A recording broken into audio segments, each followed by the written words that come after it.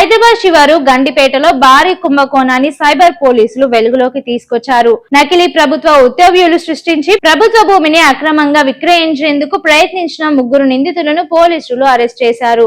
పోలీసుల వివరాల ప్రకారం గండిపేట గ్రామంలోని సర్వే నంబర్ 18లో ఉన్న సుమారు 10 ఎకరాల ప్రభుత్వ పోరంబోకు భూమిని తమ సొంత ఆస్తిగా చూపించి ఎకరాకు 3.5 కోట్ల చొప్పున విక్రయించేందుకు కుట్ర పన్నినట్లు గుర్తించారు. ఈ వ్యవహారంపై గండిపేట తహసీల్దార్ ఫిర్యాదు మేరకు నార్సింగ్ పోలీస్ స్టేషన్ లో కేసు నమోదు చేసి దర్యాప్తు చేపట్టారు.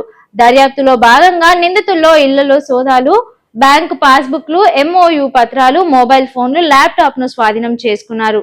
ఇప్పటికే ఈ భూమిపై తమ హక్కులు కోరుతూ నిందితులపై హైకోర్టు ఆశ్రయించినప్పటికీ 2025 అక్టోబర్లో వారి పిటిషన్లు కొట్టివేయబడ్డాయి.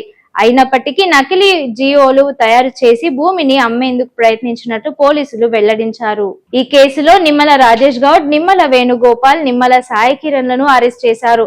మరోవైపు బొల్లా రమేష్, బ్రహ్మనాయుడు, సునీల్, రాధాకృష్ణ తదితరులు నిందితులు పరారీలో ఉండగా వారి కోసం గాలింపు చర్యలు కొనసాగుతున్నాయి. ఈ భూ కుంభకోణంపై మరింత లోతుగా దర్యాప్తు కొనసాగుతుందని సైబర్ పోలీసులు తెలిపారు. షేర్ చేయండి, లైక్ చేయండి, సబ్స్క్రైబ్ చేయండి.